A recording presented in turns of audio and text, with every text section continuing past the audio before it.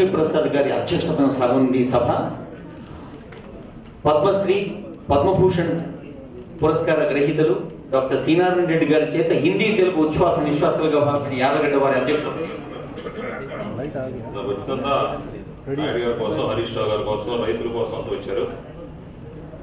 అందరికీ నమస్కారం.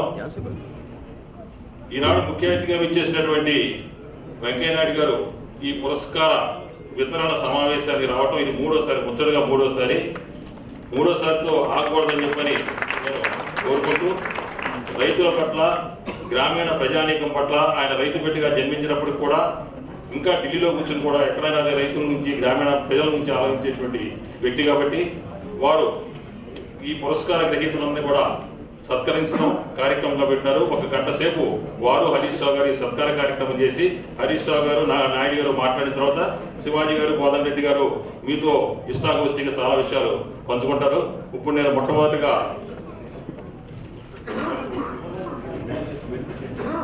పుష్పగుచ్చాలతో స్వాగతం పలుకుతుంది వేదిక.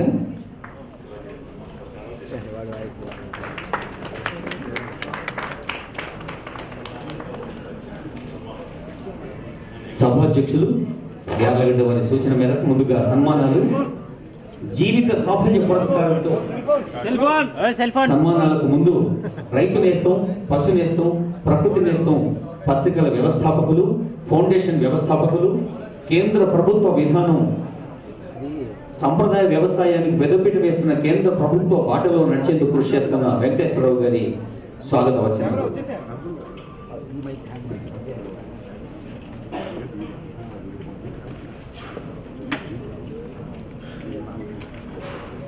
రైతు సోదర సోదరమణులకు, అలాగే వేదిక మీద ఉన్న పెద్దలకు, పూజ్యులు, గౌరవనీయులైనటువంటి కేంద్ర సమాచార ప్రసార పట్టణాలు శాఖ మంత్రులు గౌరవనీయుల సీఎం వెంకయ్యనాయుడు గారికి నా పాదాభివందనాలు.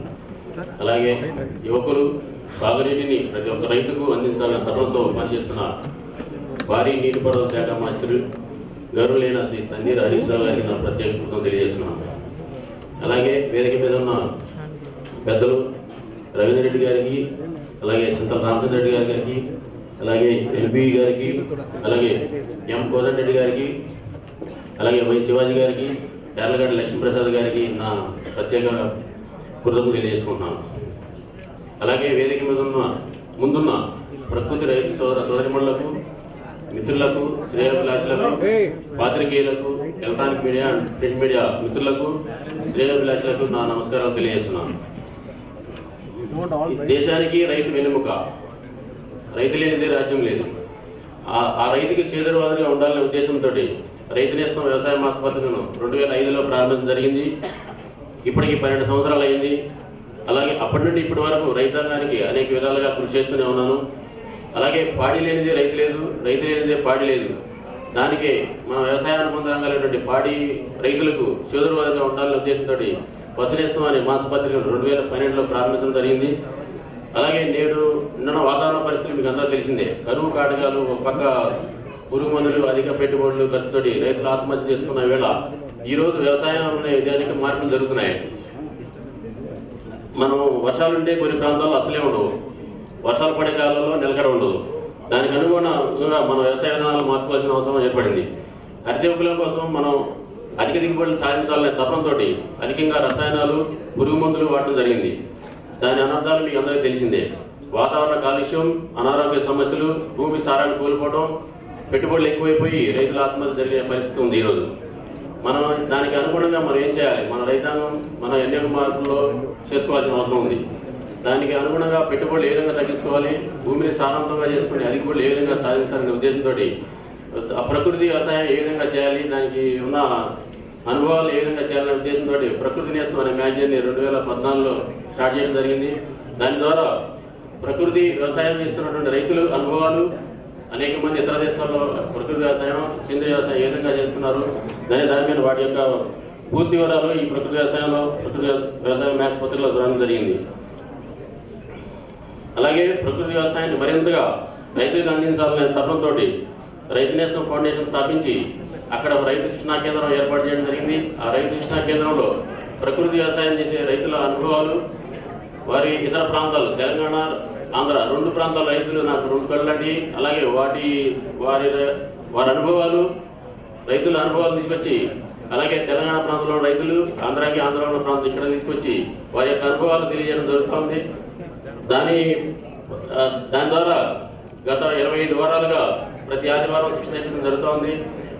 1500 మందికి శిక్షణ ఇప్పించడం జరిగింది దీని ద్వారా.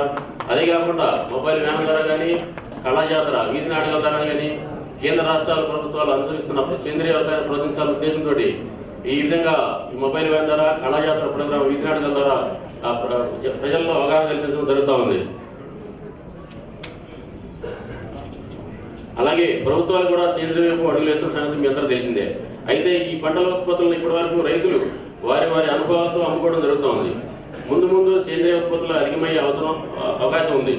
దాన్ని మార్కెట్ తగ్గకుండా మార్కెట్ కల్పించవలసిన బాధ్యత ప్రభుత్వాలది.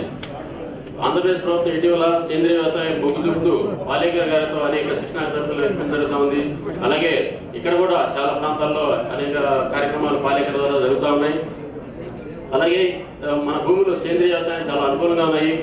ఇక్కడ రైతాంగానికి కూడా ప్రకృతి వ్యవసాయానికి కావాల్సిన శిక్షణ ఇప్పించడంలో మన మంత్రివర్యులు శ్రీ హరీష్ రావు గారు కొంత చొరవ తీసుకొని పాలేకర్ గారిని ఇక్కడ రప్పించి వారి ద్వారా శిక్షణ ఇప్పిస్తే ఇంకా చాలా బాగుంటుంది నా ఉద్దేశం. దేశంలోనే మొట్టమొదటిసారిగా ఈ సంవత్సరం రైతులకు ప్రకృతి వ్యవసాయం కానీ సేంద్రీయ వ్యవసాయం చేసే రైతులకు మాత్రమే ఈ పురస్కారాలు ఈరోజు ఇవ్వడం జరుగుతూ ఉంది. అంటే మన పెట్టుబడులు తగ్గించి రసాయనాలు లేకుండా మనం ఏ విధంగా చేయవచ్చు. అనేక మంది రైతులు ఇక్కడ తెలంగాణ, ఆంధ్రప్రదేశ్ రెండు రాష్ట్రాల రైతులు ఉన్నారు. ఇక్కడ 9 మందిని, అక్కడ 9 మందిని ఈ ప్రకృతి వ్యవసాయం చేసే రైతుల్ని, సేంద్రీయ వ్యవసాయం చేసే రైతుల్ని ఎంపిక చేయడం జరుగుతుంది. వారందరికీ నా శుభాకాంక్షలు తెలియజేస్తున్నాను. అలాగే ఈ పురస్కార గ్రహీతలైనటువంటి శాస్త్రవేత్తలకు, అలాగే పాత్రికేయ మిత్రులకు, విస్తరణాధికారులకు నా ప్రత్యేక శుభాకాంక్షలు తెలియజేస్తూ ఉన్నాను. అలాగే రైతు సంక్షేమం కోసం ఎంతో మంది కృషి చేస్తూ ఉన్నారు. వారిలో రాజ్యసభ గౌరవ సభ్యులు శివాజీ గారు కూడా ముఖ్యులే.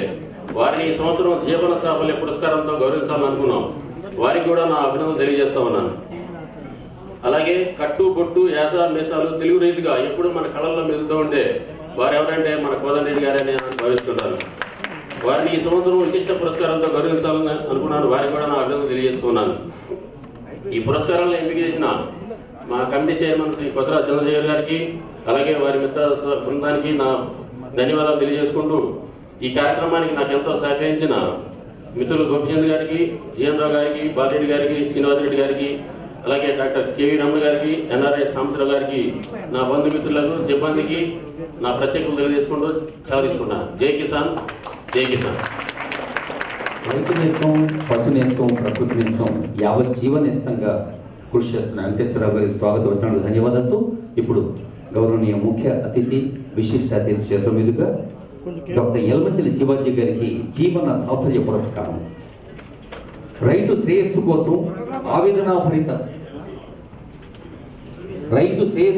ఆవేదనాభరిత ఆందోళనతో అగ్ని వర్షం కురిపించే కలం డాక్టర్ యలమంచిలి శివాజీ గారు. ఆచార్య ఎన్జీ రంగా శిష్య పరంపరలో అగ్రగణ్యులు. వృత్తి వైద్యమన్నా వారి ప్రవృత్తి జీవితం మొత్తం రైతు సమస్యల పరిష్కారం కోసమే నడిచింది. అలాంటి యలమంచిలి శివాజీ గారికి లైఫ్ టైమ్ అచీవ్మెంట్ అవార్డు అందజేస్తున్నారు గౌరవనీయ ముఖ్య అతిథి వెంకయ్యనాయుడు గారు, గౌరవ విశిష్ట అతిథి హరీష్ రావు గారు. మొత్తం 51 మందికి సన్మానం జరుగుతుంది ఈ వేదికపై. ఈ సన్మానాల తర్వాత హరీష్ రావు గారి సందేశం, మన చీఫ్ గెస్ట్ సందేశం ఉంటాయి. యలమంచిలి శివాజీ గారు రైతుల కోసం రోడ్డెక్కిన సందర్భాలు ఎన్నో ఉన్నాయి. పోరాట స్ఫూర్తి, తెగువ నిరంతరం కొనసాగిస్తున్న డాక్టర్ వై శివాజీ గారిని జీవిత సాఫల్య పురస్కారంతో గౌరవించడం తమకు దక్కిన అదృష్టంగా భావిస్తోంది Raithu Nestham. Life time achievement award is being conferred to doctor Yalamanchili Shivaji garu, former MP.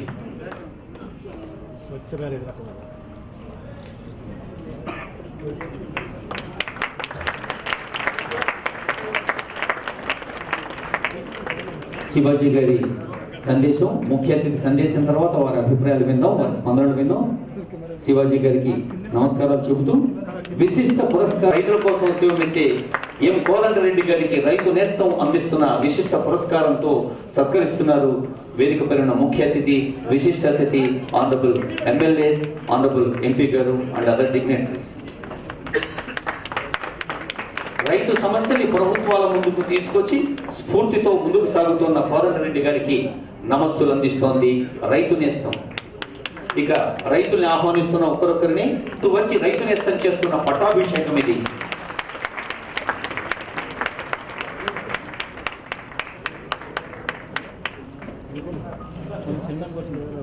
చేస్తున్న ఓరుగల్లు ప్రకృతి సేద్య సాగు బావుట మన గంట గంట గడగడ భోగాల్ని కోరుకుంటూ రైతు నేస్తం చేస్తున్న సర్కారం ఇది. ఉండాలంటే మన ముందున్న ఏకైక మార్గం సహజ వ్యవసాయమే అని త్రికరణ శుద్ధిగా నమ్మి ఆచరించి ఆ దిశగా శిక్షణ ఇస్తున్న కర్షకులు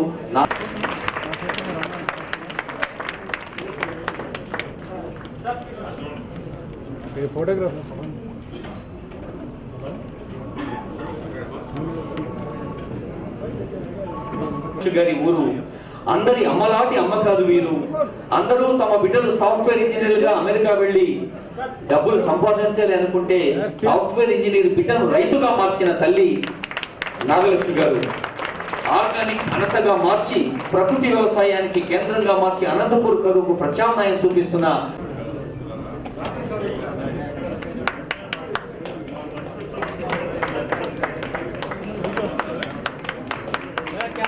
భూపతిరాజు రామకృష్ణరాజు గారు పశ్చిమ గోదావరి జిల్లా ప్రకృతి సేద్య బావుట గో ఆధారిత వ్యవసాయానికి నాయకులు.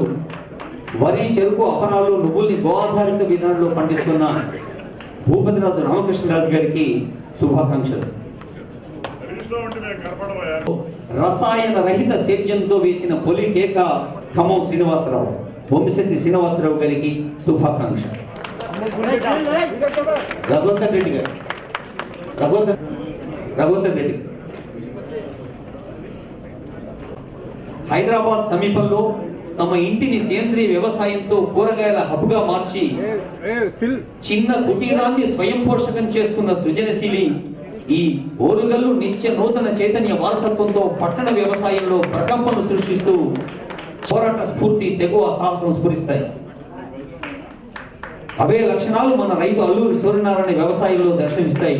తూర్పు గోదావరి జిల్లాకి ఆదర్శంగా నిలిచిన అల్లూరి వారికి అభివాదాలు. అశోక్ ఇన్ని రోజులు బడిలో పాఠాలు చెప్పారు, ఇప్పుడు పొలం బడిలో పాఠాలు చెప్తున్న నొక్కు అశోక్ కుమార్ గారికి శుభాకాంక్ష. కె దామోదరరావు గారు,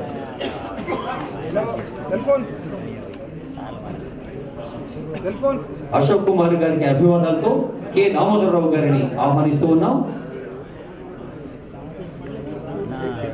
సాగిస్తూ సాగుతున్న కళా చాతుర్యంతో పాటలతో రైతుల్ని ప్రకృతి వ్యవసాయం వైపు తీసుకెళ్తున్న రథసారథి దామోదరరావు గారికి శుభాకాంక్ష. కె రమేష్ గారు, అయ్యా మీరు అవార్డీస్ అందరు ఇక్కడికి వచ్చిండండి దయచేసి. కె రమేష్ గారు, తర్వాత సామ ఎల్లారెడ్డి గారు.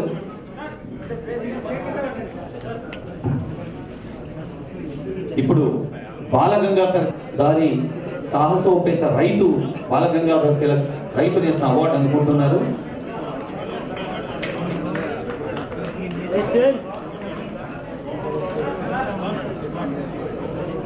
బాలగంగాధర్ తిలక్ ఆకుపచ్చని బాలగంగాధర్. పాడి పంటలతో దేశం అభివృద్ధి చెందాలి అంటే రసాయనాలు లేకుండా వ్యవసాయం సాగాలని మొండి పట్టుతో సాగుతున్న కరీంనగర్ రైతు రమేష్ గారికి శుభాకాంక్షలతో సామ ఎల్లారెడ్డి గారు. సిద్దిపేట దగ్గర పాలీ హౌజులలో సేంద్రియ పద్ధతిలో జర్బరాలు 5 అంతస్తుల విధానంలో పంటలు పండిస్తూ మెదక్ వ్యవసాయ చరిత్రను తిరిగి రాస్తున్న ఎల్లారెడ్డి పెద్దలు వెంకయ్యనాయుడు గారు, పెద్దలు హరీష్ రావు గారి చేత అలా సన్మానించబడడం ఒక మెదక్ బిడ్డకు అందిన. నెల్లూరు జిల్లా బుచ్చిరెడ్డిపాలెం పెనుపల్లి గ్రామాన్ని ప్రకృతి వ్యవసాయ విజ్ఞాన కేంద్రంగా మార్చిన సేజగాడు. మరి అదే నెల్లూరును ఒక ఆశల వల్లూరుగా మరి స్వర్ణ భారతి రెడ్డి గారు, బి వెంకటేశ్వర గారు నల్గొండ జిల్లా మునగాల మండలం నరసింహలగూడెంలో పర్యావరణ హిత వ్యవసాయం చేస్తూ ఆర్గానిక్ ఫుడ్ బజార్ పేరిట ఉత్పత్తులు మార్కెట్ చేస్తున్నారు. ఇరుసుగా సాగుతున్నారు. పాలేకర్ గారికి గొంతుగా మారారు. సంక్షోభ వ్యవసాయానికి పరిష్కారం చూపుతున్నారు. అరటి, బొప్పాయిలతో అంతర పంటలుగా మునగ, కొత్తిమీర, చెరుకు ఇలా అనేక జిల్లాల్లో సరికొత్త మార్పుకు సంకేతంగా వరి, జొన్న, కొర్ర, కంది పంటలతో పాలేకర్ మంత్రం చెప్పిస్తూ సాగుతున్న గోపీనాథ్ రెడ్డి గారికి శుభాకాంక్ష. ఇప్పుడు శాస్త్రవేత్త డాక్టర్ కేశవుడు గారు. డాక్టర్ గారు, the first Indian to be nominated as International Seed Testing Association member Telangana state seed and organic certification authority director doctor Keshavulu గత డైరెక్టర్ గా సేవలు అందిస్తున్నారు. 33 ఏళ్లుగా వీరు వివిధ స్థాయిల్లో అంకిత భావంతో అందిస్తున్న సేవకి ప్రభు ప్రసాదిని గారికి రైతు నేస్తం అందజేస్తున్న ఈ భవిష్యత్తు వ్యవసాయ మనుగడకు నేల నీటి సంరక్షణ చాలా అవసరమని శాస్త్రవేత్తగా గుర్తించిన వీరు భూమి నీటి సంరక్షణ ఇంజనీరింగ్ లో నిష్ణాతులుగా 21 ఏళ్లుగా తెలంగాణ స్టేట్ అగ్రికల్చర్ యూనివర్సిటీలో rice research centre plant pathology principal scientist గా ఉన్నారు. ఉత్తమ పరిశోధకులుగా మృదు స్వభావంతో రైతులుగా డాక్టర్ వై పద్మలత గారు మెట్ట వ్యవసాయానికి జవసత్వాలు కల్పిస్తున్న ఈ శాస్త్రవేత్తకి శుభాకాంక్షతో డాక్టర్ శ్రీలత గారు అగ్రికల్చర్ యూనివర్సిటీ హైదరాబాద్ మొక్కజొన్నను ప్రధాన పంటగా అంతర పంటగా వరి మాగాణుల్లో జీరో టిల్లేజ్ పద్ధతిలో వరి తర్వాత సాగు చేస్తున్న రైతులకు అండదండగా ఉంటున్న శ్రీలత గారికి శుభాకాంక్షతో డాక్టర్ సేవలు అందిస్తూ ఉన్నారు. ఆంధ్రప్రదేశ్ రైతాంగానికి 3 దశాబ్దాలుగా కొత్త వంగడాల విడుదలలో క్రియాశీలక పాత్ర పోషిస్తూ సాగుతున్న సుజాత గారికి హృదయపూర్వక అభినందనలతో ప్రొఫెసర్ కొండలరెడ్డి గారు గత 33 ఏళ్లుగా పశు వైద్య విద్య అభివృద్ధి విస్తరణ అడ్మినిస్ట్రేషన్ లో తమదైన శైలిలో కృషి చేస్తున్నారు. కొండలరెడ్డి గారికి శుభాకాంక్ష. శోధన విస్తరణ రంగాల్లో సేవ చేస్తూ సాగుతున్నారు.